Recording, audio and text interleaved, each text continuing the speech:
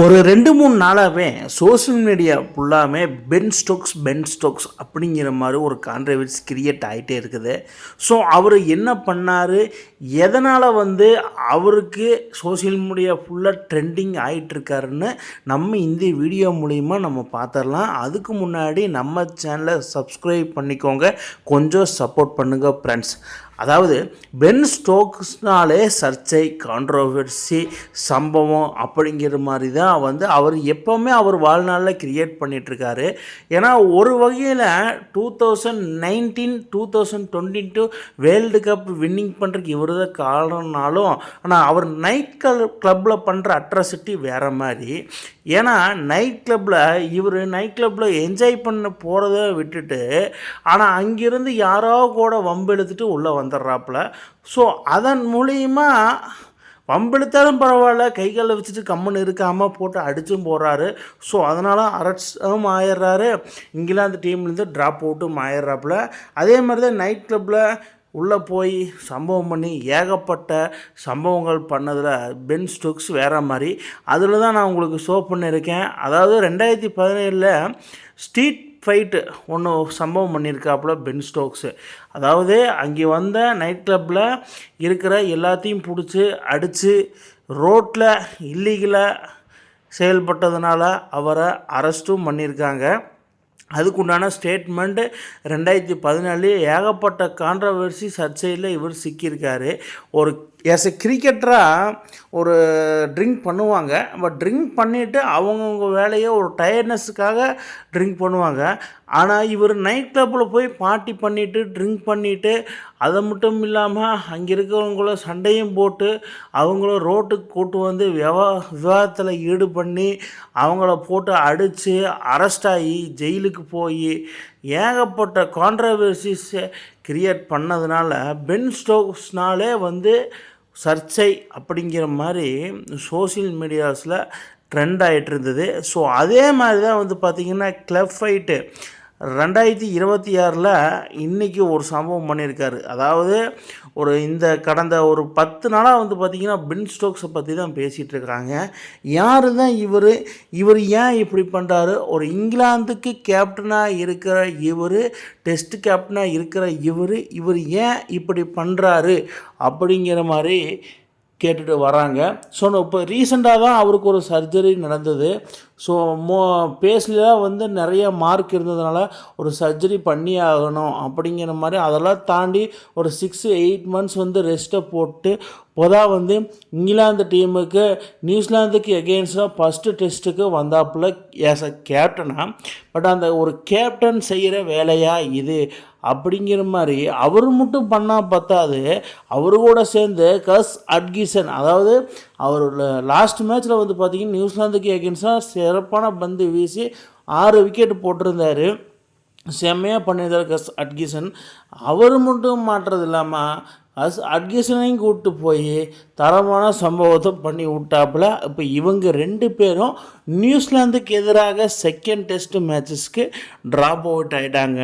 So Ben Stokes அப்படின்னாலே சர்ச்சை காதல் கதை அப்படிங்கிற மாதிரி அவர் வாழ்க்கை வரலாறை திரும்பி தான் பார்க்கணும். ஏன்னா 2016 கார்லஸ் பிரத்வேட் இவர் அது 4 பால் 6 அடித்து மேட்சை அவங்க பக்கமாக ட்ராஃபியே வேர்ல்டு கப்பை வின் பண்ணிட்டு போகிறோம். அங்கே ஆரம்பித்ததா பென் ஸ்டோக்ஸு. அதில் இருந்து 2019 இங்கிலாந்துக்கு எப்படியாவது நம்ம கோப்பையை வென்று கொடுக்கணும் அப்படிங்கிற ஃபைனலில் இவர் ஆட்டம் ஆடின விதம் அதன் மூலிமா வின்னும் பண்ணாங்க. ஸோ அதுக்கப்புறமா 2022 இங்கிலாந்துக்கு எதிராக செம்மையாக பர்ஃபார்மன்ஸ் பண்ணி கப்பையும் முடிச்சு கொடுத்தாரு. பட் அவர் இந்த தடவை pen Stokes and Gus Atkinson have been dropped for England second test against New Zealand. அதாவது செம்மையாக பர்ஃபார்மன்ஸ் பண்ணுறக்கு அட்கிசனுக்கு இது ரொம்ப பாதிப்பாகும். பென் ஸ்டோக்ஸ் பார்த்திங்கன்னா கிரிக்கெட் கெரியரையே முடிச்சுட்டாருன்னு தான் சொல்லணும். ஸோ அதுக்கப்புறமா இவர் என்ன வேணால் ஏது வேணால் பண்ணலாம். பட் அட்கிசனுக்கு இப்போ தான் கெரியரே ஸ்டார்ட் ஆகுது. ஸோ அதன் மூலிமா நான் என்ன சொல்ல வரேன்னா, பென் ஸ்டோக்ஸ் அவரை மட்டும் அந்த கான்ட்ரவர்சியை ஏற்படுத்தினா ஓகே, பட்டு கூட இருக்க பிளேயரையும் கூப்பிட்டு போய் நைட் கிளப் கான்ட்ரவர்சியில் சிக்க வச்சுருக்குது. இது ரொம்ப ரொம்ப தவறான விஷயங்கள். பென் ஸ்டோக்ஸ் இதை நீங்கள் தவிர்த்துக்கிறது நல்லது.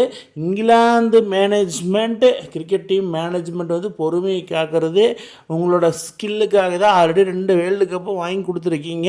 ஸோ அதனால் அவங்க உங்களை ரொம்ப ரொம்ப நம்புகிறாங்க. பட் இங்கிலாந்து கிரிக்கெட் கவுன்சில் அவங்கள அவ்வளோ சீக்கிரமாக விட மாட்டாங்க. பட் இருந்தாலும் நீங்கள் இதை குறைச்சிக்கிறது நல்லது. இல்லை என்றால் நீங்கள் ரிட்டையர்மெண்ட் ஆகிட்டு இதெல்லாம் பண்ணுங்கள். அதுதான் கிரிக்கெட் ரசிகர்களுக்கு ரொம்ப ரொம்ப நல்லது. ஏன்னா பென் ஸ்டோக்ஸு ஒரு வில்ல மாதிரி பண்ணிகிட்ருக்காப்புல, ஒரு வேறு லெவலில் தரமான சம்பவம் பண்ணிட்டுருக்காரு. ஊரில் இருக்கிற ரவுடியெல்லாம் சேர்ந்து பண்ணுற மாதிரி இவர் தனி வேலையில் பண்ணிகிட்ருக்காப்புல பென் ஸ்டோக்ஸு. ஸோ இதில் என்ன ஒரு அற்புதமான விஷயம்னா, நிறைய பேர் இந்த கான்ட்ரவர்சி பேசுனது மூலிமா பென் ஸ்டோக்ஸு ட்ராப் பண்ணதுனால பென் ஸ்டோக்ஸ் அவ்வளோதானா, ரிட்டையர்மெண்ட்டா அப்படிங்கிற மாதிரி, எண்ட் ஆஃப் என் எரா அப்படிங்கிற மாதிரி நிறைய பேர் பேசிட்டு வராங்க. அதாவது நம்ம என்ன வேணால் சொல்லலாம். இதே தான் 2017 அரெஸ்ட் ஆகும்போது நம்ம பேசினோம், பென் ஸ்டோக்ஸ் அவ்வளோதானா அப்படிங்கிற மாதிரி ஏகப்பட்ட கான்ட்ரவர்சிஸ் போச்சு. பட் இருந்தால் அவர் ரிட்டையர்மெண்ட் ஆகணும்னா அவர் தான் முடிவு பண்ணணும், நம்ம எதுவும் முடிவு பண்ணவே முடியாது. ஸோ பென் ஸ்டோக்ஸு ஏகப்பட்ட சர்ச்சை, வாக்குவாதம், கான்ட்ரவர்சி எல்லாமே வந்தாலும் அவர் ஒரு கட்டத்தில் ஸ்டேபிள் ஆகிறாப்புல. இந்த வேர்ல்டு கப் கேம்ஸ்னு வரும்போது அவர் செம்ம ஸ்ட்ராங்கனா. பட் ரீசெண்டாக T20 ODI எல்லாம் ரிட்டையர்மெண்ட் ஆன தருதில் டெஸ்ட்டு மட்டும்தான் ஆடிட்டு வராப்புல. ஸோ அது WTCக்கு நல்லா போகணும். ஆல்ரெடி பார்த்திங்கன்னா WTC ஃபைனல் போகிறக்கு இங்கிலாந்து டீமுக்கு சான்சஸே கிடையாது. அந்த மாதிரி இருக்கும் பட்சத்தில் இதெல்லாம் தேவையா பென் ஸ்டோக்ஸ் அப்படிங்கிற மாதிரி சொல்லிக்கிறாங்க. But Ben Stokes second size இல்லாதனால அங்கே யார் தான் வழிநடத்துவான்னு கேப்டனா அப்படின்னு பார்த்தா ஜூ ரூட் அந்த கேப்டன்சி கொடுக்கப்பட்டிருக்கு. ஸோ அவன் அற்புதமாக ஆடிட்டுருக்காரு. ஆல்ரெடி 41 டெஸ்ட் செஞ்சுரி போட்டிருக்காரு ஜூ ரூட். ஸோ அவருக்கு கொடுத்துருக்காங்க. பென் ஸ்டோக்ஸ் இதேமாரி போயிட்டு இருந்தா இங்கிலாந்து டீமு பொறுமையை இழந்துடுவாங்க தான் சொல்லிகிட்டு இருக்காங்க. ஸோ இதேமாரி நீங்கள் பண்ணிகிட்டு இருந்தால் நீங்கள் கிரிக்கெட்டுக்கு லாக்கி இல்லை அப்படிங்கிற மாதிரி சொல்லிட்டுருங்க. ரப்பி பிளேயர் கூட நீங்கள் சண்டை போடக்கூடாது, எதுக்கு நீங்கள் நைட் கிளப்புக்கு முதல்ல போகவே கூடாது அப்படிங்கிற மாதிரி ஏகப்பட்ட விவாதங்களை முன் வச்சுருக்கிறாங்க. பட் அவரோட ஸ்டேட்மெண்ட்டு கூடிய சீக்கிரத்தில் அறிவிக்கிற மாதிரி சொல்லியிருக்காரு. பட் இதுக்கு மேலே அவர் எதுவும் பண்ண மாட்டாருன்னு நினைக்கிறேன். ஸோ எல்லாமே okay, God is good. But Ben Stokes ஏன் இப்படி பண்ணுறாரு, எதனால் அவரோட ஏங்கிரியை கொஞ்சம் கம்மி பண்ணிக்கணும். இல்லை என்றால் அது பெரிய பக்க விளைவாக பின்னாடி அவருக்கே திரும்ப கர்மா இஸ் பூமாரங் அப்படிங்கிற மாதிரி வந்துடும். பென் ஸ்டோக்ஸ் ஏன் இந்த மாதிரி பண்ணாருன்னு உங்களுக்கு தெரிஞ்சா கீழே கமெண்ட் பாக்ஸில் கமெண்ட் பண்ணுங்கள் மக்களே. இந்த மாதிரி இன்ட்ரெஸ்டிங் கிரிக்கெட் வீடியோவை தெரிஞ்சுக்க நம்ம சேனலை சப்ஸ்கிரைப் பண்ணுங்கள், லைக் அண்ட் கமெண்ட் பண்ணுங்கள். மேலும் மேலும் உங்களுக்கு வீடியோ வந்துகிட்டே இருக்கும்.